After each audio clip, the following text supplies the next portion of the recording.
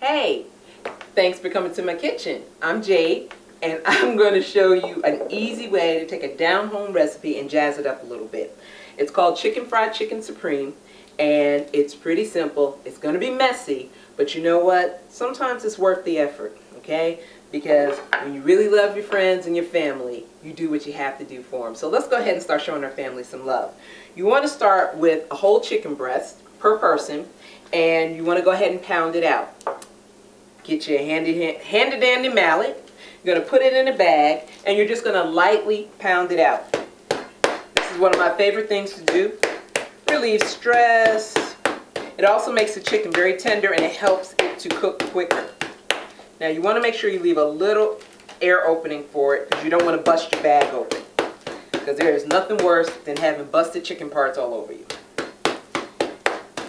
Alright, so I'm going to pound that out. I'm going to flip it over. You don't want to pound it too hard. You don't want to break through. But even if you do, it's not too big of a deal because you're going to have the coating on it, so it'll hold in everything. So, ha! Alright, the baby's flat. I've already done one. Let's put this one on there. Just put your hand in. Gently peel it off inside of the bag and then lay it on your plate. Okay, straighten it out a little bit. See, I got a little bit of a tear over there, but that's okay. We're going to be alright. Let's get rid of this. Alright, now we've got our chicken pounded out, so we're going to lightly season chicken, salt and pepper, your basic seasonings. You don't have to go with anything fancy. If you want to throw some garlic on there, you can. You can do a little cayenne if you want it with a little kick. Basic salt and pepper will take you all the way through. Matter of fact, let me put a little more salt on there. Alright. Now, to this, what we're going to do is we're going to put some cream cheese, some herb cream cheese, and we're going to spread it across 1/2 of your chicken. Now, this is a little hard to do because the chicken's kind of wet, but get your fingers into it. Alright? Because I tell you, it'll be worth the effort. It'll be worth the mess. And your friends and your family will love you when they stick their teeth into this, when they sink their teeth into this. We have a young friend who goes to our church, and I sent some of this home with him the other day, and he texted my husband to tell me it was awesome. This is a 16-year-old boy. Awesome. It's a fabulous compliment. So, we got the cream cheese on there. Now what we're going to do is we're going to add another layer of flavor. We're going to put bacon. So we're going to cut a strip of bacon in half, lengthwise. And we're just going to go ahead and lay the bacon on top of the cream cheese. Any kind of bacon. I would not advise that you would use a maple, but a pepper bacon would be good on this as well. Just adding an additional layer of flavor. Okay, we got some extra bacon here we're going to get out of the way. Move this over. And all you have to do is fold your chicken over. That's it. Fold it over. Don't worry about if something's sticking out. That's no big deal because you're going to have the coating cover all that up. So let's get that over there. It's messy, but again, it's good. Now, I know a lot of people have challenges, whether they're doing regular fried chicken or pork chops or anything like that, is that their coating doesn't stick. But I'm going to show you a quick and easy way to make sure your coating sticks. And it's a 3-step process. So you start with flour. Just put it in there. It's called dredging. Kind of a dreadful word. Kind of sounds negative, but it really does help. Then you put in an egg. And the egg helps keep everything together. And then you put it back in your flour. This is where it gets goopy and messy, but you know what? It's worth it.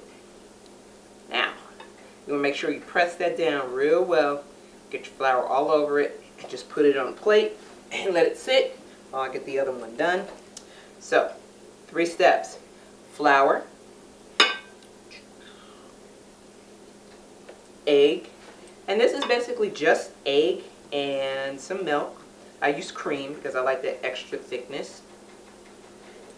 Some people use buttermilk, some people use skim milk, whatever floats your boat. Okay, this one's dredged pretty good. You want to make sure that last dredge, you get flour all over it. Shake off the excess. There we go. Now, we're all ready to put this in the frying pan. Okay, now we're going to go ahead and put our coated chicken in our grease. And it's about a ½ inch. And I prefer to use cast iron frying pans. They're old-fashioned, but they work. They hold heat very, very well. And it gives you a really good brown. You just can't go wrong with using cast iron.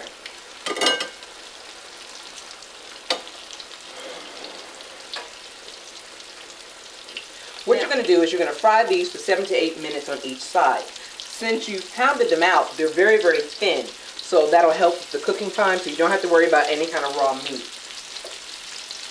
You just want to make sure you're keeping an eye on what's going on. You don't want it to get too brown,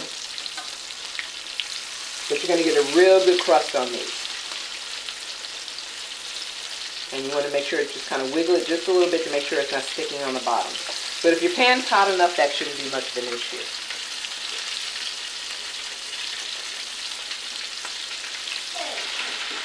Alright, let's go ahead and get that turned over. Be careful, you don't want to splash yourself because this grease is hot.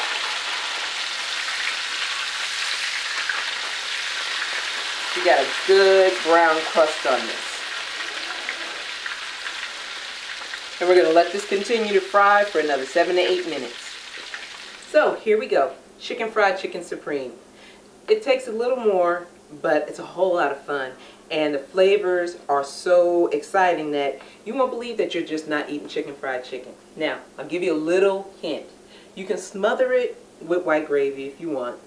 But what I like to do is get a little teriyaki sauce and just drizzle it over the top of it and go for it. It's a sweet, it's a little bit of spice, and it really does make for an interesting taste. So, again, thanks for coming to the kitchen, and don't forget to share the love.